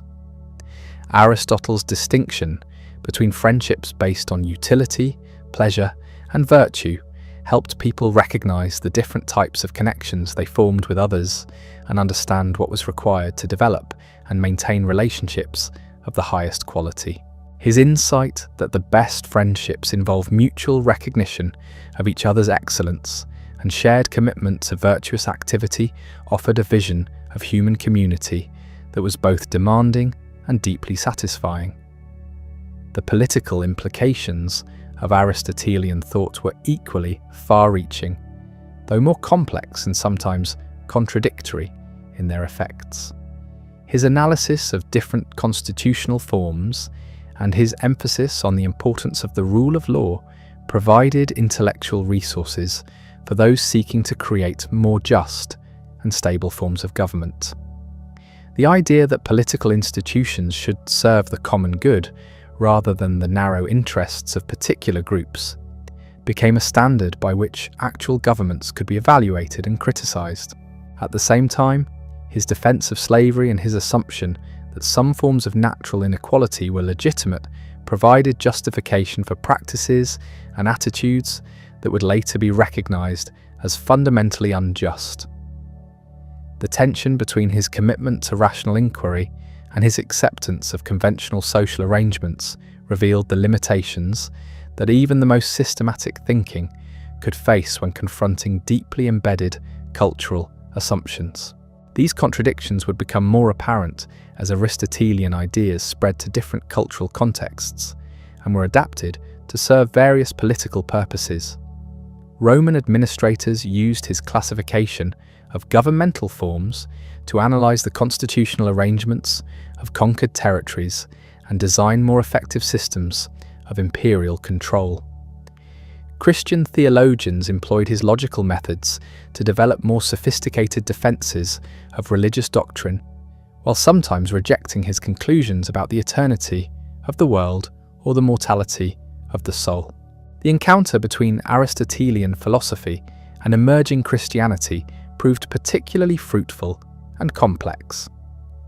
Early Christian thinkers found his logical tools invaluable for defending their beliefs against pagan critics and for developing more systematic presentations of Christian doctrine. His emphasis on the importance of virtue and his analysis of the conditions for human flourishing resonated with Christian concerns about moral development and spiritual growth. But significant tensions also emerged. Aristotle's confidence in human reason seemed to diminish the importance of divine revelation, while his focus on earthly flourishing appeared to undervalue the transcendent destiny that Christianity promised. His acceptance of the eternity of the world conflicted with the biblical account of creation, and his understanding of the soul's relationship to the body raised questions about the possibility of resurrection. These tensions would not be fully resolved until the medieval period, when thinkers like Thomas Aquinas developed sophisticated syntheses that preserved what they saw as the valid insights of Aristotelian philosophy while correcting its errors through appeal to revealed truth. But even in the early centuries after his death, the engagement between Aristotelian and Christian thought was producing new insights and approaches that neither tradition could have achieved in isolation. The preservation and transmission of Aristotelian texts during this period was itself a remarkable achievement that required the dedication of successive generations of scholars and scribes. Unlike modern printed books that can be reproduced easily and preserved indefinitely, ancient manuscripts were vulnerable to fire, flood, war, and simple decay. The survival of Aristotle's major works required continuous efforts by people who recognized their value and were willing to invest the time and resources necessary to copy them accurately and store them safely. The story of this preservation process reveals both the precarious nature of intellectual inheritance and the power of ideas to inspire protective devotion across centuries and cultures. When political upheavals threatened the libraries where Aristotelian texts were housed, scholars risked their lives to save manuscripts that they regarded as irreplaceable treasures. When economic difficulties made it impossible to maintain institutional libraries, private individuals used their own resources to preserve works they considered essential for human knowledge. The transmission process also involved translation into different languages as Aristotelian ideas spread beyond the Greek-speaking world. Arabic scholars played a particularly crucial role in this process, not only preserving Greek texts that might otherwise have been lost, but also developing commentaries and extensions that enriched understanding of Aristotelian principles. Their work would later prove essential when Western European scholars began to rediscover Aristotelian philosophy in the medieval period. But preservation and transmission were not merely passive processes of copying and storage. Each generation of scholars who engaged with Aristotelian texts also interpreted them, applied them to new problems, and developed them in directions that reflected their own intellectual concerns and cultural contexts. The living tradition of Aristotelian thought was thus constantly evolving, even as it remained grounded in the systematic investigations that had been conducted at the Lyceum centuries earlier.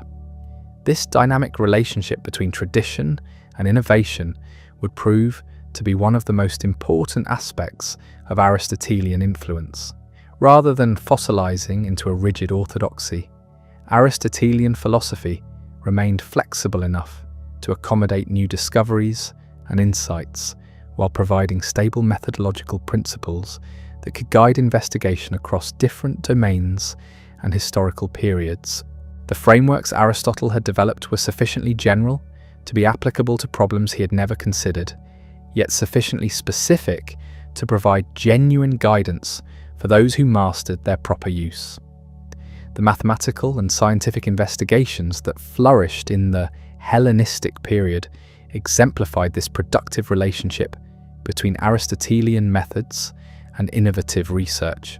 Scholars like Euclid in mathematics and Archimedes in physics employed logical principles that derived ultimately from Aristotelian analysis while making discoveries that extended far beyond anything Aristotle himself had achieved. Their work demonstrated that the tools he had created were capable of supporting intellectual advances that even their inventor had not anticipated. Similarly, the medical and biological research that continued at Alexandria and other centers of learning built upon Aristotelian foundations, while correcting and extending his specific conclusions about anatomical structures and physiological processes. The systematic approach to observation and classification that he had pioneered proved more valuable than any particular theory he had proposed, providing a methodological framework that could accommodate new evidence and support more accurate understanding of natural phenomena. This pattern of methodological continuity, combined with theoretical development, would characterize the influence of Aristotelian thought throughout subsequent centuries. Even when specific Aristotelian doctrines were abandoned or revised, the underlying approach to investigation that he had developed continued to shape how serious thinkers approach complex problems.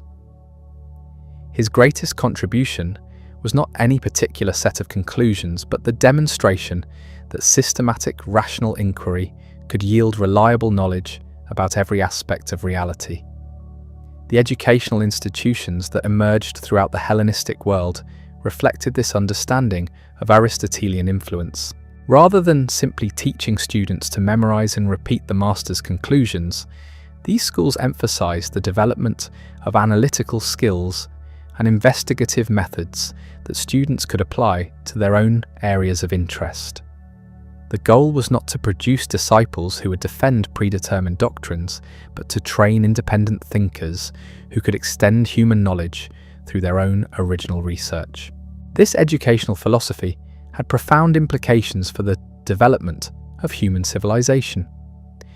For the first time in history, large numbers of people were being systematically trained in methods of rational inquiry that enabled them to make genuine contributions to human knowledge.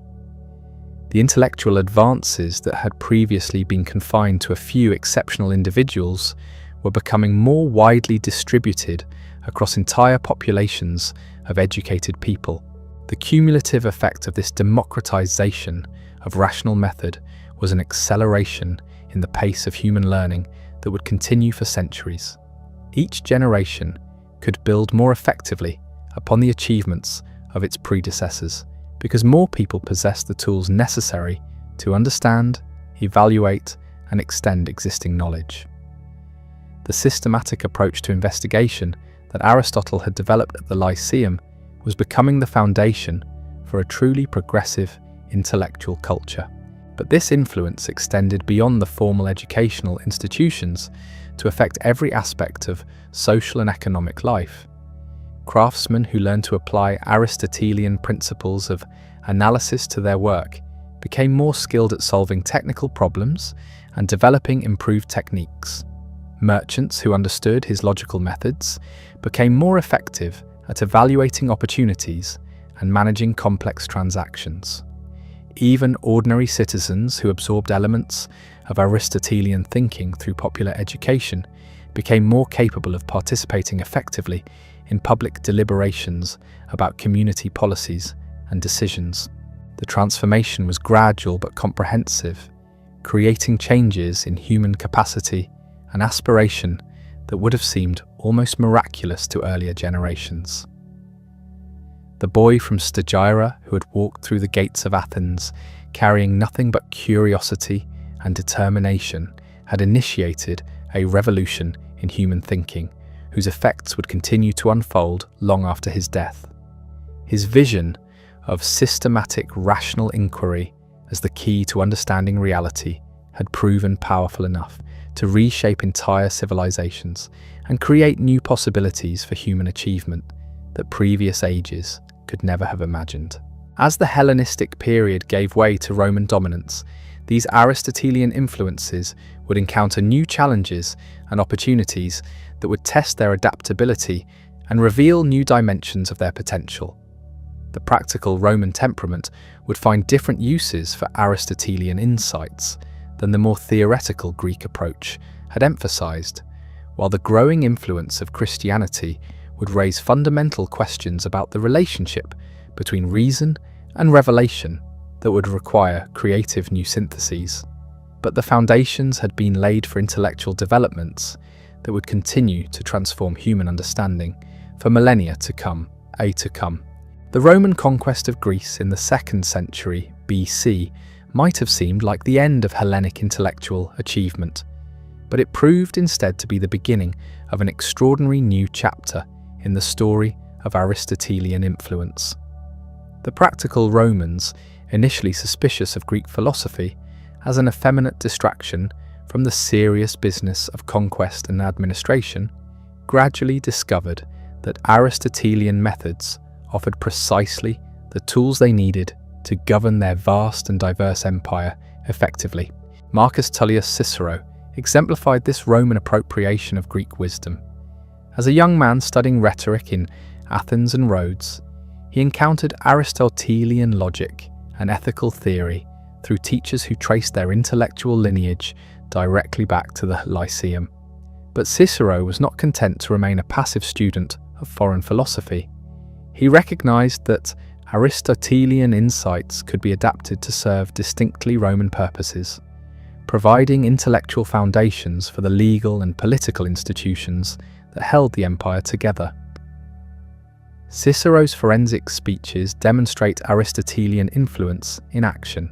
The careful analysis of evidence, the systematic refutation of opposing arguments, and the strategic appeal to different types of proof that characterized his courtroom performances all reflected principles he had learned from studying the logical treatises, but he applied these methods to serve Roman justice rather than abstract philosophical inquiry, showing how Aristotelian tools could enhance practical effectiveness in ways their creator had never explicitly envisioned. More significantly, Cicero undertook the massive project of translating Greek philosophical vocabulary into Latin, creating the conceptual language that would make Aristotelian ideas accessible to Roman audiences. Terms like substantia, qualitas, and relatio became the Latin equivalents of Aristotelian technical concepts, allowing Roman thinkers to engage with sophisticated philosophical problems using their own linguistic resources. This translation project was not merely linguistic, but cultural, adapting Greek theoretical frameworks to serve Roman practical concerns. The influence extended throughout Roman educational practice. The traditional Roman emphasis on rhetoric and oratory was enriched by Aristotelian insights into the nature of persuasion and the structure of effective argument. Young Romans preparing for careers in law, politics, or military command learned to organize their thinking according to logical principles that enhanced their ability to analyze complex problems and communicate their conclusions persuasively. Roman historians like Livy and Tacitus employed Aristotelian methods of causal analysis to understand the rise and fall of political institutions. Their narratives were not mere chronicles of events, but systematic investigations into the factors that made some policies successful and others disastrous.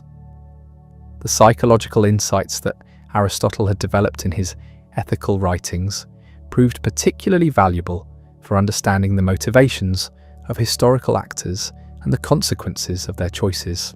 The Roman legal system itself was transformed by the application of Aristotelian principles to jurisprudence.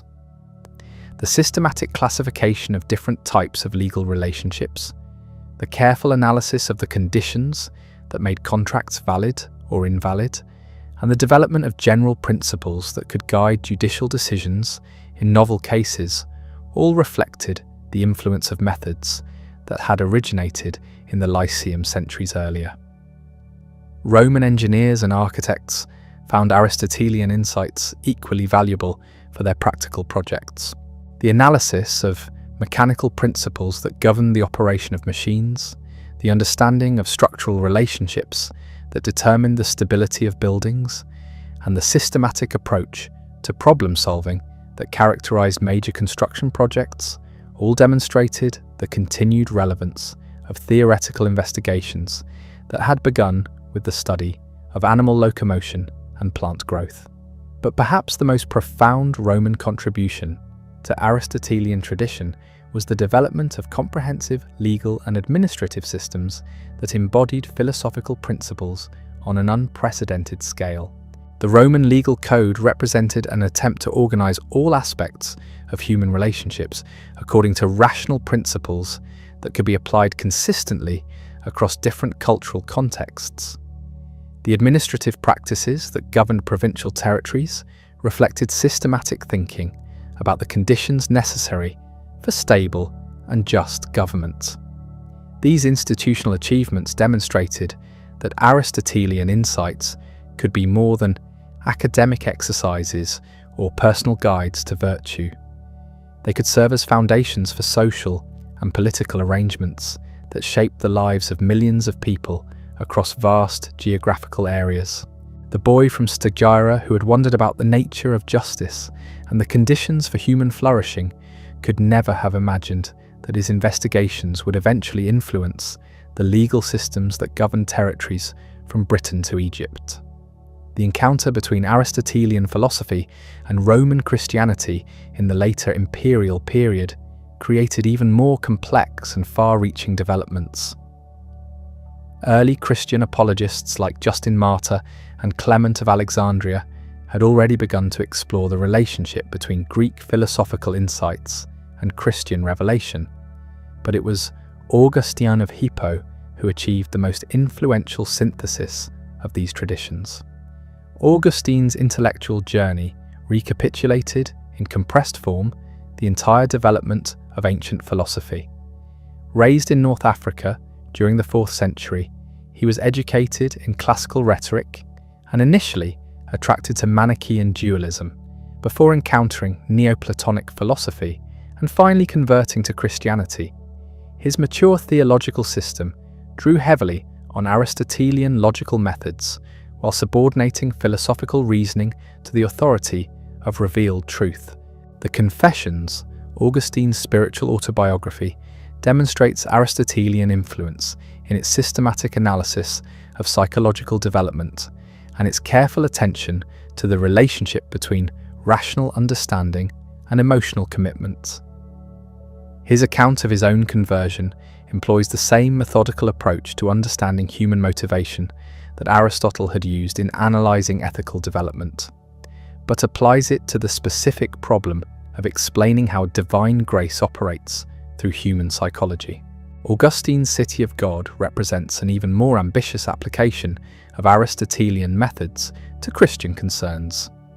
His analysis of different forms of political association, his investigation of the relationship between temporal and eternal values, and his systematic refutation of pagan philosophical and religious claims all reflect the influence of techniques he had learned from studying Aristotelian texts. But he employed these methods to defend and explain a worldview that differed fundamentally from anything Aristotle had imagined. This creative appropriation of Aristotelian methods for non-Aristotelian purposes became characteristic of Christian intellectual development throughout the later Roman period and beyond. Thinkers like Boethius, who translated and commented on Aristotelian logical texts while developing distinctively Christian approaches to philosophical problems, demonstrated that the analytical tools Aristotle had created could serve intellectual projects he had never contemplated. The barbarian invasions that eventually brought down the Western Roman Empire created new challenges and opportunities for the preservation and development of Aristotelian thought.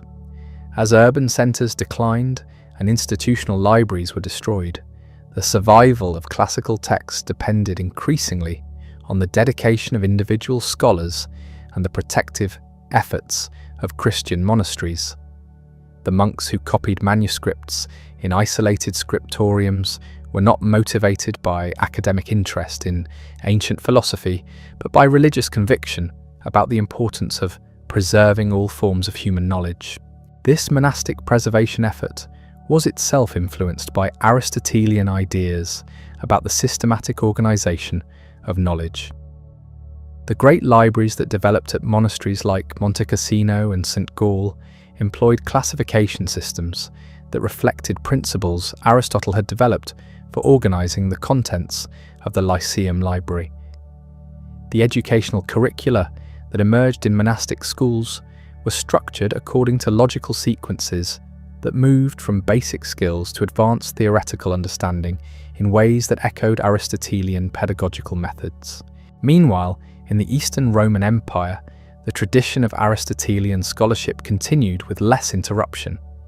The schools of Athens and Alexandria maintained their commitment to philosophical education until the 6th century, when the Emperor Justinian's closure of pagan educational institutions forced the migration of scholars to other centres of learning. But the intellectual networks that had developed over centuries of Aristotelian influence proved remarkably resilient, adapting to new political and cultural circumstances while preserving essential elements of the tradition. The rise of Islam in the 7th century created an entirely new context for the transmission and development of Aristotelian thought. Arab conquerors who overran the territories of the former Byzantine and Persian empires encountered libraries containing Greek philosophical texts that had been preserved by Christian and Persian scholars. Initially, these texts were valued primarily for their practical applications in medicine, astronomy, and mathematics, but gradually, Islamic intellectuals began to recognize the broader significance of Aristotelian philosophical methods. The translation movement that flourished in Baghdad during the 8th and 9th centuries represented one of the most remarkable intellectual achievements in human history. Scholars working under the patronage of the Abbasid caliphs systematically translated Greek philosophical and scientific texts into Arabic, creating a new philosophical vocabulary that made Aristotelian ideas accessible to Islamic civilization. Translators like Hunayn ibn Ishaq and his assistants were not merely rendering Greek words into Arabic equivalents, but were developing conceptual frameworks that allowed Islamic thinkers to engage with sophisticated philosophical problems using their own cultural resources. The Islamic appropriation of Aristotelian philosophy was even more creative and transformative than the earlier Roman adaptation had been. Thinkers like Al-Kindi, Al-Farabi, and Ibn Sina, known in the West as Avicenna, developed original philosophical systems that employed Aristotelian methods while addressing distinctly Islamic concerns about the relationship between reason and revelation, the nature of prophetic knowledge, and the possibility of mystical experience. Ibn Rushd, known in the West as Averroes, produced the most systematic and influential commentaries on Aristotelian texts ever written. His detailed analyses of the logical, physical, and metaphysical treatises demonstrated levels of philosophical sophistication that surpassed anything achieved by earlier interpreters. But he was not merely an expositor of ancient doctrine. His commentaries developed original insights that extended Aristotelian principles in new directions and addressed problems that the original texts had left unresolved. The Islamic development of Aristotelian thought was particularly significant in the areas of natural philosophy and scientific method. Scholars like Ibn al-Haytham, known in the West as Al-Hazan, employed Aristotelian logical principles to develop experimental methods that anticipated later European scientific innovations. Their investigations of optics, mechanics, and astronomy demonstrated that systematic empirical inquiry, guided by rational analysis, could yield genuine discoveries about the natural world. Islamic mathematicians like al-Khwarizmi and al-Battani used Aristotelian approaches to classification and demonstration to organize mathematical knowledge more systematically than had ever been achieved. Their work on algebra and trigonometry employed logical methods that derived ultimately from the Lyceum, while making original contributions that extended far beyond anything Greek mathematicians had accomplished. The medical tradition that flourished in Islamic civilization represented another domain where Aristotelian influence proved remarkably fruitful. Physicians like Al-Razi and Ibn Sina applied systematic observational methods to understand disease processes and develop more effective treatments. Their comprehensive medical texts organized vast amounts of empirical knowledge according to rational principles that enabled more accurate diagnosis and more successful therapy. But perhaps the most profound Islamic contribution to Aristotelian tradition was the development of sophisticated philosophical theologies that attempted to reconcile rational inquiry with religious revelation. Islamic thinkers faced essentially the same problem that Christian theologians confronted, but they approached it with different cultural resources and intellectual priorities. Their solutions often differed from Christian approaches, but they demonstrated the continued vitality of Aristotelian methods for addressing the most fundamental questions about the relationship between human reason and divine truth. The influence of Islamic Aristotelianism extended far beyond the boundaries of Islamic civilization itself. The Crusades and the expansion of trade networks created opportunities for intellectual exchange between Islamic and Christian scholars that proved enormously productive for both traditions. European students who traveled to centers of Islamic learning in Spain and Sicily encountered sophisticated philosophical texts and methods that had been lost to Western Europe for centuries. The rediscovery of Aristotelian philosophy in medieval Europe through Arabic sources represented a watershed moment in the development of Western thought. When scholars like Gerard of Cremona and Michael Scott began translating Arabic commentaries on Aristotelian texts into Latin, they were not simply recovering ancient Greek philosophy. They were introducing European intellectuals to highly developed Islamic interpretations and extensions of Aristotelian principles that had evolved over centuries of creative engagement with philosophical problems. This encounter between Islamic and Christian Aristotelianism created intellectual ferment that would transform European civilization in ways that neither tradition could have achieved independently. The universities that emerged in Paris, Oxford, Bologna, and other European centres during the 12th and 13th centuries were designed explicitly to accommodate the systematic study of philosophical and theological questions that this encounter had made newly urgent and intellectually exciting. Thomas Aquinas, the greatest of the medieval scholastic philosophers, exemplified the synthetic approach that characterized this period. His systematic theology employed Aristotelian logical methods and metaphysical principles while maintaining fundamental commitments to Christian doctrine that sometimes required significant modifications of Aristotelian conclusions. His achievement was not simply to reconcile reason and revelation, but to demonstrate that each could enhance and strengthen the other when properly understood. From the mountains of Macedonia to the streets of medieval Europe, from the shores of ancient Greece to the libraries of Baghdad, Aristotle's influence flows like an underground river through the foundations of human civilization. The curious teenager who walked through Athens' gates carrying nothing but questions transformed not just philosophy, but the very way we think about thinking itself. His fingerprints remain on every domain of knowledge, from the scientific method that guides modern research to the ethical frameworks that shape our understanding of virtue and flourishing. Today, whenever we classify information, construct logical arguments, or seek to understand the natural world through systematic observation, we are walking in the footsteps of the boy from Stagira, who dared to believe that human reason could illuminate every corner of reality.